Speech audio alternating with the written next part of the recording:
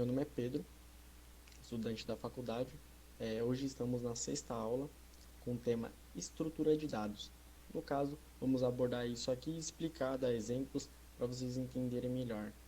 No caso, esse conteúdo aqui é do projeto PIL, estamos apresentando. Hoje iremos lidar com vetores e matrizes, que são duas estruturas de dados utilizadas na linguagem de programação. Na verdade, na linguagem de programação também é utilizado a variável, que também é uma estrutura de dados, porém ela armazena menos informações. No caso, a variável ela armazena apenas uma. Então, você teria que criar 3 variáveis para ter 3 informações armazenadas.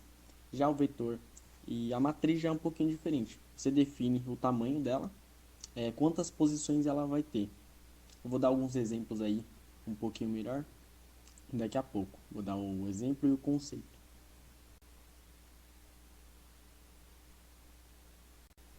Então aqui está o conceito do vetor.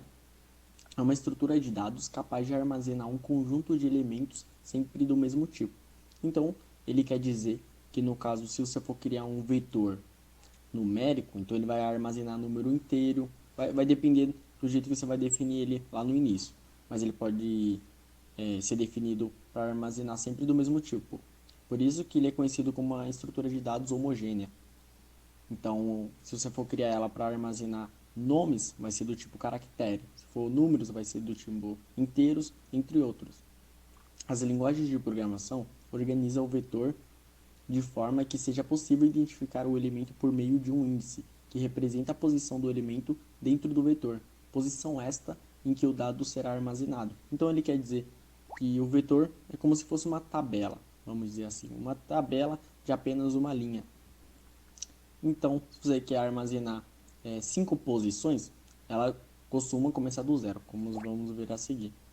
Então, no caso, vai ser armazenado várias informações em apenas um elemento. Então, acaba sendo mais fácil. Então, aqui está um exemplo do vetor. Eu deixei aqui na imagem para ficar mais fácil de visualizar. Então, aqui é um exemplo de um vetor numérico que armazena nota de um aluno. Quando eu falei que tinha que armazenar tudo do mesmo tipo, nesse caso aqui é o numérico. Então, no caso, ele está guardando aqui notas. Eu vou dar o exemplo aqui. Ó. Ele tem 5 posições, esse vetor, ele começa de 0 a 4. Porque o 0 é considerado um número, é o menor número, então ele está aí dentro de 0 a 4. Então, no índice 0, ele está armazenando a nota 9. No índice 1, ele está armazenando a nota 7.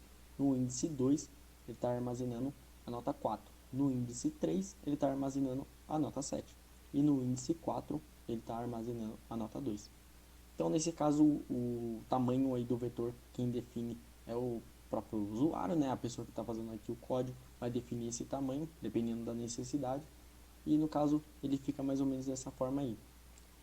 A forma de declaração dele aqui dentro do Visual G, ele é dessa forma aí que está na imagem. Primeiro vem o nome, o vetor aí é obrigatório, 2.vetor, né? O tamanho dele é igual eu falei, quem vai definir aí a pessoa que vai estar fazendo o código. E o caractere aí, no caso, é o tipo, né? Nesse caso, de cima, como é numérico, ele poderia ser inteiro, entendeu? Então ele muda um pouquinho. No caso, pode ser que dependendo da linguagem de programação que você esteja utilizando, ele mude um pouquinho na hora de declarar, tá bom? Mas é simples assim. Eu vou mostrar aqui na prática. Então aqui dentro da ferramenta Visual G, ou Visual, depende do jeito que você fala aqui, vou falar como Visual então. No caso eu criei um vetor de 0 a 4 com 5 posições também. No caso esse sistema aqui é bem simples. É um código, né, que ele vai pedir aí 5, né, 5 posições, 5 números aí diferentes. E no caso vai exibir ele logo em seguida. Então nesse exemplo aí eu coloquei 8, 9, 10, 11 e 12. E logo em seguida ele imprimiu a mesma informação que eu tinha digitado ali acima. É bem simples, só para vocês entenderem o conceito. Aqui eu criei um vetor pequeno, né, para armazenar aí números aleatórios. Tá? Tanto que aqui no algoritmo vocês conseguem ver que eu não solicitei nada, não tem informação de texto. Foi bem simples aqui só para vocês terem uma visão, né? Igual da tabela anterior, queria ir da mesmo tamanho, só que aqui está em código, lá estava como tabelinha para ficar mais fácil o entendimento. O vetor ele pode ser usado também com os loops, que já foi dito anteriormente que o loop é aquele laço de repetição. No caso, na maioria das vezes o vetor é acompanhado por esses laços de repetição mesmo, para que o código possa fluir de forma mais automatizada, né? Um negócio mais rápido, um negócio melhor aí. Porque às vezes, caso ele não tenha esse loop, não fica tão automatizado. Já nesse exemplo aqui, no Visual, no caso, esse vetor ele já está mais encorpado, dá para ver, né? Então, no caso, eu também criei um vetor de 0 a 4 com 5 posições, defini eles como os inteiros, né? Nesse caso aqui, pelo fato de estar usando o loop, temos aqui outras variáveis, né? O i e o max, desculpa. No caso, então, aqui ele já tem algumas mensagens. Aqui na primeira parte, ele informa que vai ser feito, aí está sendo feito um vetor. Então, no caso, você que define o tamanho desse vetor. Então, ele tem que ser de 1 a 5. Nesse exemplo aqui do lado, na parte preta aí da tela, nesse prompt aí, nesse console, ele está mostrando que eu digitei 2. Então, 2 foi o tamanho do vetor que eu defini. Como ele pedia de 1 a 5, eu defini 2. Então, vocês podem ver que eu coloquei o número 6 e o 5. Então, essa lista de notas do aluno, ele ficou com apenas duas notas, 6 e 5. Então, é um exemplo aqui também bem pequenininho. Era só para vocês verem como funciona com o loop, que ele é mais utilizado dessa forma, né? Porque acaba sendo melhor na questão de automoção e tudo mais. Então, fica mais fácil aí para o código fluir.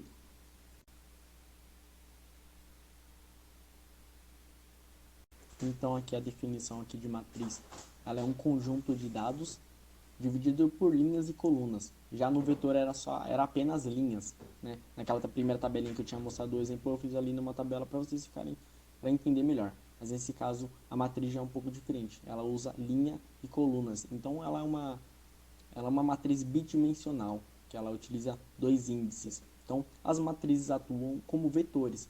Dessa forma, para acessar duas dimensões, é necessário informar dois índices, que determinam sua posição do dado da matriz. Então, assim, é igual eu falei.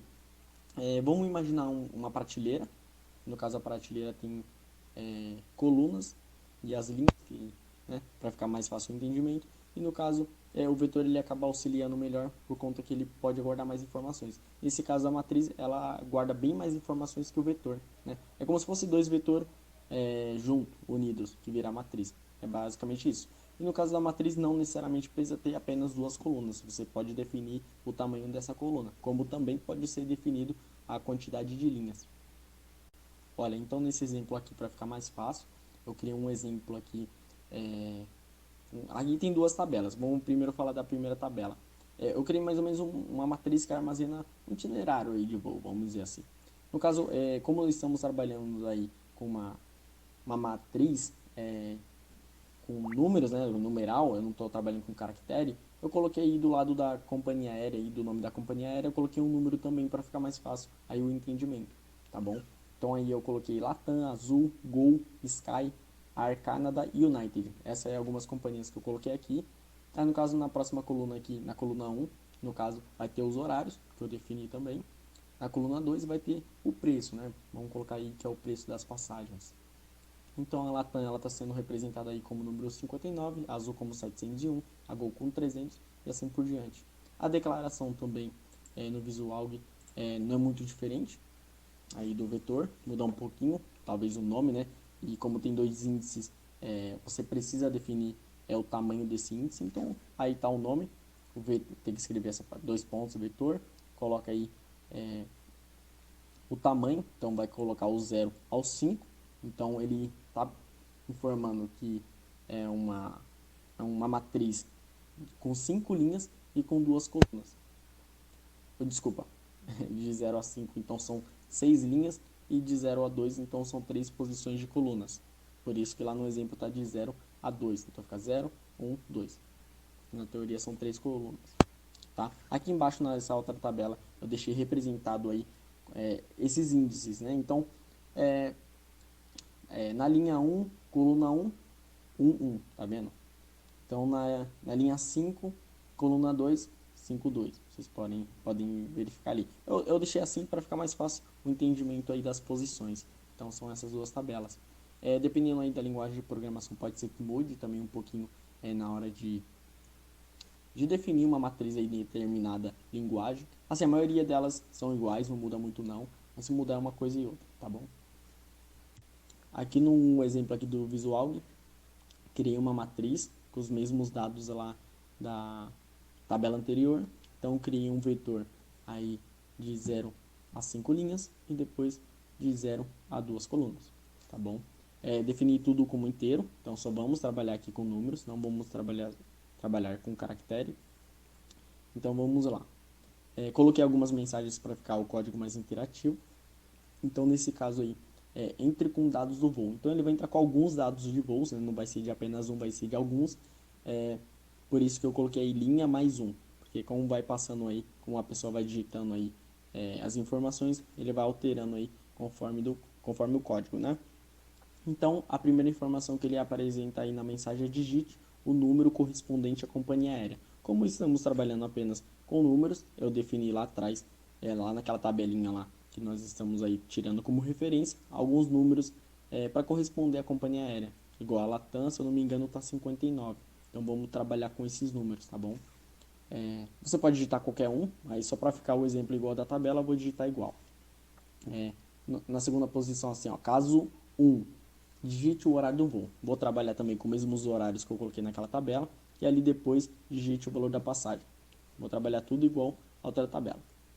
Aí aqui na parte de baixo do código, ele vai exibir tudo o que eu colocar em cima. Então ele vai pedir algumas vezes essas informações, ele vai voltar, né, até ser preenchido essa quantidade de espaços que eu defini lá no início do vetor e vai ser trabalhado dessa forma. Eu falo vetor porque foi declarado o vetor lá em cima, mas esse exemplo aqui é de matriz, tá bom? Então estamos trabalhando com uma matriz que no caso ela é bidimensional. Então, além da linha, ela trabalha com coluna. Então, é basicamente isso que esse código aqui está fazendo. Eu vou mostrar aqui a entrada e a saída para vocês terem uma visão melhor. Então, nessa parte aqui, ele está mostrando as entradas, que eu estou colocando exatamente igual estava lá na tabela. Coloquei aí a informação aqui, entre com dados do voo 1. Então, no voo 1 eu coloquei o número que corresponde à Latam, 59. Coloquei o horário de voo 11h10 e depois o valor da passagem 700. E assim por diante. Você pode conferir aí ao decorrer do código que eu copiei daquela tabela lá. Então, aqui do outro lado, na saída, ele vai me mostrar aqui os dados que eu já havia informado. Então, aqui, ó, número da companhia aérea, 59, que foi o que eu tinha digitado. Depois, o horário do voo, 11. Por que ele mostrou 11 e não mostrou 10? 11 e 10, né? Porque aqui, como eu estou trabalhando como número inteiro, ele não vai mostrar realmente essa parte do 10, 2.10. Ele só pega o 11, né? Porque ele é um pouquinho diferente na hora de tratar. Eu coloquei só para vocês verificarem que haveria isso aqui mesmo, tá bom? Na parte do dinheiro aqui, do valor da passagem, ele mostra o RS, que eu defini lá no código para ele mostrar dessa forma aqui para ficar melhor. Aí no caso aqui, ó, dados de registro 2, a mesma coisa. Eu tinha digitado antes 701, ele apresentou 701. Coloquei no horário das 11 e pouquinho, aqui ele só vai mostrar 11, é normal, tá bom? Eu só coloquei aqui para vocês entenderem melhor. Aqui 350 é o valor da passagem, número da companhia aérea 300, né? Depois o horário de voo 11, que ele está trabalhando só com horas, então ele só está colocando as horas e não está apresentando os minutos, tá bom? Aqui o valor da passagem está 400 e assim por diante. Se vocês for seguir até o final do código, ele vai ficar igualzinho eu defini lá na tabela.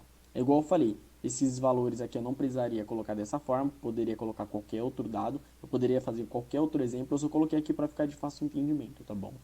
Então agora vamos falar dessa matriz tridimensional, que ela é bem parecida com a bidimensional, só que ela é um pouquinho diferente porque ela trabalha também com mais uma dimensão, né, que seria a profundidade. Então, o que é essa matriz tridimensional? Essa matriz ela tem uma terceira dimensão, igual eu disse, né, podemos relacionar ela à frequência, que seria uma série de ocorrências no tempo, ou à profundidade, uma série de ocorrências no espaço. Aqui tem algumas imagens para ficar melhor aqui para entender.